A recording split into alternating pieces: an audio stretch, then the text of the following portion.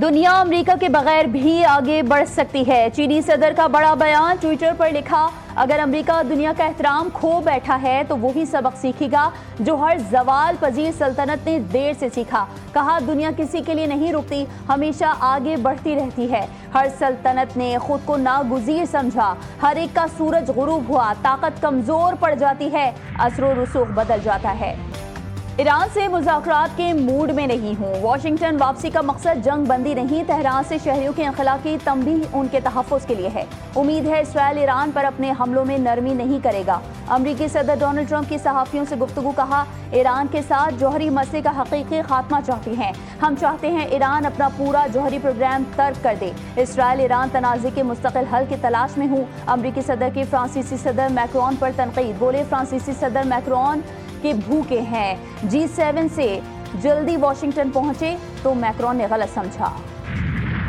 ایران کے اسرائیل پر تابڑ توڑ حملے، موساد کے ہیڈ کوارٹرز تباہ، عمارت میں آگ بھڑک اٹھی۔ تازہ حملوں میں اسرائیل کے ملٹری انٹیلیجنس سامان کی عمارت کو بھی نشانہ بنایا گیا۔ تل ابیب میں سائرن گونج اٹھے، وسطی اسرائیل میں دھماکے سے ساحلی پٹی پر عمارت تباہ۔ مقبوضہ بیت المقدس میں بھی بڑے دھماکے کی آواز سنی گئی، درجنوں میزائل اور اسٹیلتھ ڈرونز اسرائیل پر بجلی بند کر گرے، 3 اسرائیلی ہلاک۔ حیفا ریفائنری کی پیداوار روک دی گئی، گولان کی پہاڑیاں دھماکوں سے گونج اٹھیں۔ بیر الصبا شعلوں کی لپیٹ میں، تسنیم نیوز ایجنسی نے حملے کی ویڈیو بھی جاری کی۔ اسلامی پاسداران انقلاب کے کمانڈر کا کہنا ہے کہ چند گھنٹوں میں اسرائیل پر حملے مزید تیز کر رہے ہیں، حملوں کا نیا سلسلہ شروع کیا ہے جس میں جدید ہتھیاروں کا استعمال کیا جا رہا ہے، اب پہلے سے زیادہ شدت سے حملے کیے جائیں گے۔ تہران اور تبریز سمیت کئی شہروں پر اسرائیل کے فضائی حملے، تہران سے انخلا کی وارننگ کے بعد ٹی وی چینلز اور اسپتالوں پر بھی بمباری۔ مشرقی اور مغربی تہران میں سویلین آبادی پر حملے، صہیونی فورسز کی تازہ کارروائیوں میں تہران کی سوا ہائی وے، کرمان شاہ میں ورکشاپ، اسپتال اور اعلام میں فائر اسٹیشن کو نشانہ بنایا گیا۔ اسرائیلی حملوں میں شہداء کی تعداد 244 ہو گئی، خواتین اور بچوں کی بڑی تعداد شامل، سینکڑوں زخمی ہوئے۔ ایرانی وزیر خارجہ نے ایرانی میڈیا ہاؤسز اور سول عمارتوں پر اسرائیلی حملوں کو اقوام متحدہ کے چارٹر اور بین الاقوامی قوانین کی کھلی خلاف ورزی قرار دے دیا۔ جاپانی وزیر خارجہ سے ٹیلی فونک رابطے میں عباس عراقچی نے کہا ایران امریکہ نیوکلیئر بات چیت کے دوران کیے گئے حملوں کا مقصد واضح ہے، اسرائیل مشرق وسطی میں امن کا سب سے بڑا دشمن اور تخریبی قوتوں کا مرکز ہے۔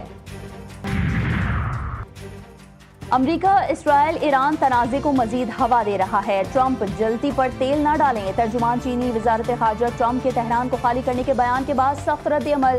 اسپین کے وزیر خارجہ ہوزے مینوئل نے بھی زور دیا کہ دونوں ممالک کو حملوں کو روک کر مذاکرات کی میز پر واپس آنا چاہیے۔ صدر ٹرمپ کی سچویشن روم میں اہم بیٹھک، پینٹاگون نے خطے میں امریکی فوجیوں کی موجودگی مزید بڑھا دی، 2 جنگی بحری جہاز اور تھاد میزائل ڈیفنس سسٹم تعینات۔ ترجمان ایلیکس فائفر کا کہنا ہے کہ مشرق وسطی میں امریکی فورسز محض دفاعی پوزیشن میں ہیں اور یہ پالیسی تبدیل نہیں ہوئی۔ وزیر خارجہ ساکھدار اور متحدہ عرب امارات کے نائب وزیر اعظم کا رابطہ، دونوں رہنماؤں میں خطے کی بدلتی صورتحال پر تبادلہ خیال، ایران پر اسرائیلی جارحیت پر بھی گفتگو، دونوں نائب وزرائے اعظم کا خطے میں کشیدگی پر تشویش کا اظہار، علاقائی امن اور استحکام کے لیے فوری اقدامات پر اتفاق۔ پاکستان اور سعودی عرب سمیت 20 ممالک کی اسرائیلی جارحیت کی شدید مذمت، ایران کے دفاع کے بعد مشترکہ بیان جاری، ایٹمی تنصیبات پر حملے عالمی قوانین کی خلاف ورزی، سفارتکاری واحد حل قرار، بحری راستوں کی سیکیورٹی پر زور، مشرق وسطی کو جوہری ہتھیاروں سے پاک زون بنانے اور فوری جنگ بندی کا مطالبہ۔ G7 ممالک کا ایران اسرائیل تنازع جلد حل کرنے پر زور، G7 رہنماؤں کا مشرق وسطی سے متعلق مشترکہ اعلامیہ جاری، مطالبہ کیا گیا کہ کشیدگی میں کمی کے بعد غزہ سمیت خطے میں جنگ بندی کی جائے، ایران کو جوہری ہتھیار بنانے کی اجازت نہیں دی جائے گی، اعلامیے میں اسرائیل کے دفاع کے حق کو تسلیم کیا گیا۔ ایران اسرائیل کشیدگی کے باعث اسرائیلی فضائی حدود بند، غیر ملکی سیاح اور شہری کشتیوں کے ذریعے قبرص منتقل ہونے لگے، ہزاروں افراد کی بھاری رقوم دے کر اسرائیل سے فرار کی کوشش، حیفا اور اسکلان کی میرینا بندرگاہیں منی ٹرمینل کا منظر پیش کرنے لگیں، چین کا بھی اپنے شہریوں کو فوری اسرائیل چھوڑنے کا حکم۔ ایران کے بیلسٹک میزائلز نے آئرن ڈوم کی قلعی کھول دی، ریٹائرڈ امریکی کرنل ڈیوس کو اسرائیلی تباہی پر تشویش، بولے ایران کے میزائل ناقابل برداشت ثابت ہوں گے، امریکی فوجی ایرانی میزائلوں کا مقابلہ نہیں کر سکیں گے، اگر جنگ ہوئی تو امریکہ سنگین نقصان اٹھا سکتا ہے۔ ایرانی صحافی اسرائیل کے خلاف جنگ میں مزاحمت کا استعارہ بن گئے. حملوں سے بے خوف صہیونی فورسز کا چہرہ بے نقاب کرتے رہے. اسرائیلی حکومت کو للکارتے رہے. زخمی ہاتھ سے خون بہتا رہا لیکن ایرانی صحافی نے سچائی کا علم تھامے رکھا. غزہ میں بھی صہیونی دہشت گردی کا سلسلہ جاری. خان یونس میں صہیونی فوج نے امدادی مرکز پر فائرنگ کر کے مزید 51 قحط زدہ فلسطینیوں کی جان لے لی. درجنوں زخمی ہو گئے. اسرائیلی فوج مستقل امدادی مراکز پر امداد کی تلاش میں آئے لوگوں کو نشانہ بنا رہی ہے. عراق اور ایران میں پھنسے پاکستانی زائرین اور طلبہ کی بحفاظت وطن واپسی. دفتر خارجہ میں کرائسس مینجمنٹ یونٹ فعال. 152 طلبہ کو آج پاکستان پہنچایا جائے گا. تفتان سے اب تک 600 سے زائد پاکستانی وطن واپس پہنچے ہیں. D G I S P R lieutenant general Ahmed Sharif Chaudhry کا جنر یونیورسٹی برائے خواتین کراچی کا دورہ. D G I S P R کا یونیورسٹی آمد پر انتظامیہ اور طالبات نے پرجوش استقبال کیا. طالبات کو آپریشن بنیانم مرصوص میں دشمن کے ناپاک ارادوں کو نیست و نابود کرنے پر پاک افواج کی حکمت عملی قربانیوں سے آگاہ کیا.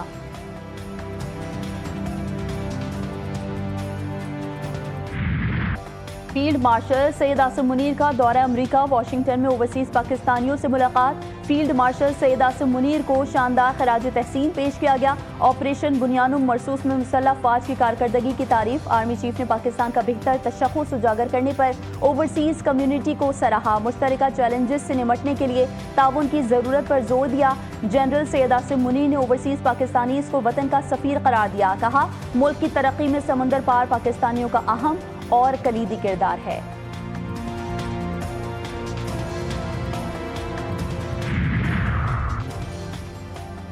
بلوچستان کا مالی سال 2025-26 کا 1055 ارب روپے سے زائد حجم کا بجٹ پیش.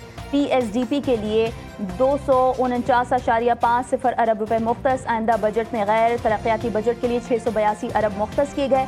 بجٹ میں کوئی نئی سرکاری گاڑی نہیں خریدی جائے گی. وزیر خزانہ شعیب نوشروانی نے کہا کہ عوام کی خوشحالی اولین ترجیح ہے. حکومت کے فیصلوں کے ثمرات بلوچستان میں نظر آ رہے ہیں. حکومت نے کئی شعبوں میں اہم کامیابیاں حاصل کی. صوبے کے دیہی علاقوں کی ترقی پر خصوصی توجہ دی جائے گی. رواں سال بھی ٹیکس فری بجٹ دے رہے ہیں. پنجاب ریونیو اتھارٹی 6 اضلاع میں تھی 16 اضلاع تک لے گئے ہیں. وزیر خزانہ پنجاب مجتبیٰ شجاع الرحمان کہتے ہیں کہ ہمارا ٹیکس ریونیو 469 ارب روپے ہے. ٹیکس نظام میں کرپشن کا خاتمہ کر رہے ہیں. مریم اورنگزیب بولیں صوبے میں ترقیاتی کاموں سے متعلق ایک مثال قائم کی گئی. اسپیشل ایجوکیشن کے شعبے کے لیے پچھلے سال کی نسبت زیادہ رقم رکھی گئی ہے. سرکاری اسکولوں میں نیوٹریشن پروگرام کا دائرہ مزید بڑھایا جائے گا. وزیر اعظم شہباز شریف کی زیر صدارت اجلاس. پاکستان ریلویز کی اپ گریڈیشن اور ریکوٹیک تک توسیع کے اقدامات کا تفصیلی جائزہ. 2028 تک ریکوٹیک کو ریلوے نیٹ ورک سے جوڑنے کی ہدایت. بلوچستان میں روزگار کے مواقع بڑھانے اور ملک کی معیشت کے لیے ریلوے کو ریڑھ کی ہڈی قرار دے دیا گیا. ریلوے کی فائننسنگ کے لیے بین الوزارتی کمیٹی تشکیل دینے کا فیصلہ.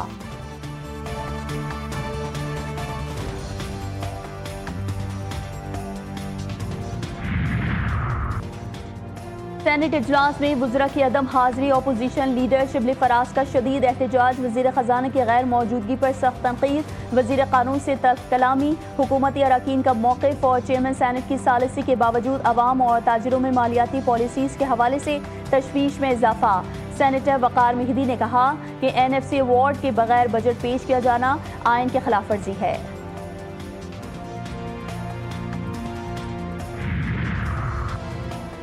ہر مشکل وقت کے لیے تیار. تمام تر تیاریاں مکمل. امریکہ نے یقین دلایا کہ پاکستان کے ساتھ اسٹریٹجک معاہدہ ہو جائے گا. یو ایس ٹیرف پر امریکہ سے بات ہوئی ہے. وزیر خزانہ محمد اورنگزیب کہتے ہیں ہماری ایکسپورٹ انڈسٹریز آگے بڑھیں گی. ہم ایڈیشنل سیکٹرز کے لیے فنڈ کریں گے. بانی پی ٹی اے سے اڈیالہ جیل میں عظمہ خان اور نورین نیازی کی ملاقات. نورین نیازی نے کہا آج بانی سے بڑی مشکل سے ملاقات دی گئی. بانی نے احتجاجی تحریک کو 2 ہفتوں کے لیے مؤخر کر دیا ہے. عظمہ خان بولیں بانی نے احتجاجی تحریک عالمی حالت کی وجہ سے مؤخر کی ہے.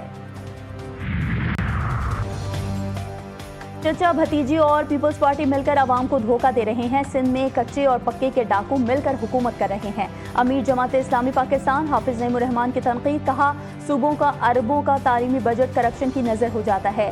سندھ کے سینئر وزیر شرجیل انعام میمن نے بھی کرارا جواب دیا. بولے ہر سال بجٹ پر سندھ حکومت پر الزامات لگانا حافظ نعیم کی پرانی عادت ہے. نورا کشتی کا الزام دراصل حافظ نعیم کی اپنی سیاسی بے وزنی کو ظاہر کرتا ہے. اسلام آباد ہائی کورٹ ججز کے ٹرانسفر اور سینیورٹی کا کیس سپریم کورٹ کے 5 رکنی بینچ نے کابینہ اور وزیراعظم کے اختیارات پر سوالات اٹھا دیے. جسٹس محمد علی مظہر نے پوچھا کیا مصطفیٰ ایمپیکس فیصلے کے بعد آرٹیکل 48 میں وزیراعظم کا کردار غیر مؤثر ہو گیا. عدالت نے وکلا سے چیف جسٹس ہائی کورٹ کے فیصلے میں غیر قانونی نکات کی نشاندہی نہ کرنے پر تشویش ظاہر کی. جسٹس صلاح الدین نے ریمارکس دیے کہ فیصلے میں کوئی غیر آئینی نقطہ دکھائی نہیں دیا. ایڈوکیٹ فیصل صدیقی نے دلائل میں کہا یہ ایسا ہے جیسے اندھا آدمی اندھیرے کمرے میں چھپا ہوا سوراخ تلاش کر رہا ہو. اسلام آباد ہائی کورٹ رولز تبدیلی پر نیا تنازع. جسٹس بابر ستار نے قائم مقام چیف جسٹس کو خط لکھ دیا. بغیر فل کورٹ میٹنگ رولز تبدیلی خلاف قانون ہے. فوری درستگی کے لیے اقدامات اٹھانے کی ضرورت ہے. ہائی کورٹ رولز 2025 کا گزٹ نوٹیفیکیشن مجھے موصول ہوا. آئین کے آرٹیکل 208 کے تحت اتھارٹی کے پاس رولز بنانے کا اختیار ہے. خط کا متن.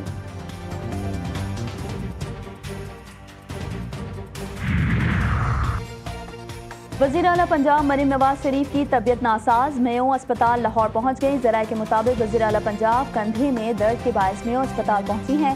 مریم نواز میو اسپتال میں MRI کرا کر روانہ. سونے کی فی تولہ قیمت میں 1000 روپے کی کمی. سونا 3,61,300 روپے کا ہو گیا. 10 گرام سونا 857 روپے کمی سے 3,09,756 روپے کا ہو گیا.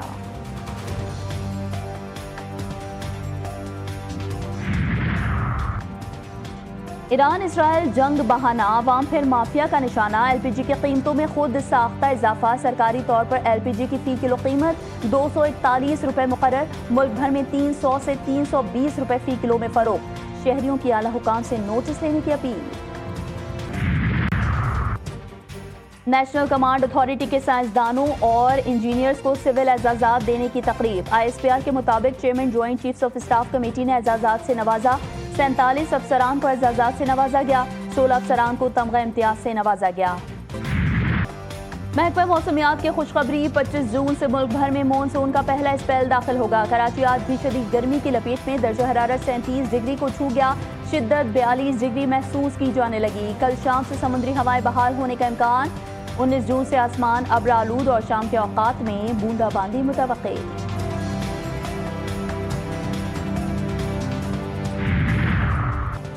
کراچی کے علاقے اورنگی ٹاؤن میں فائرنگ سے 40 سالہ خاتون جاں بحق. مقتولہ فریدہ اپنی بیٹی کو بس اسٹاپ پر چھوڑنے کے بعد گھر جا رہی تھی کہ واقعہ پیش آیا. فریدہ کی بیٹی سٹی کورٹ میں وکیل کے پاس کام کرتی ہے.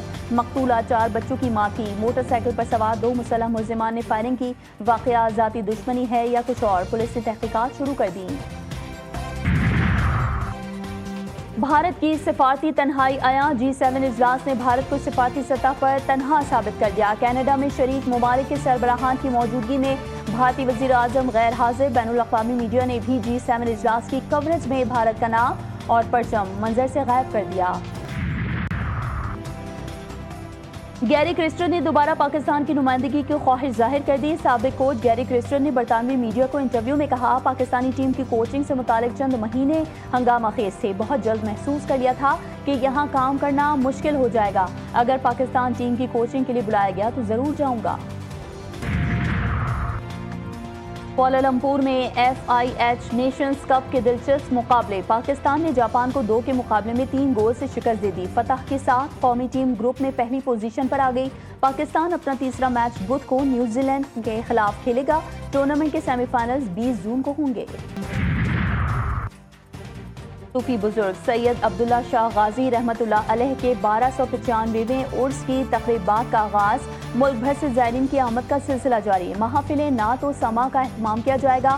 محکمہ اوقاف کی جانب سے زائرین کی سہولت کے لیے خصوصی انتظامات کیے گئے.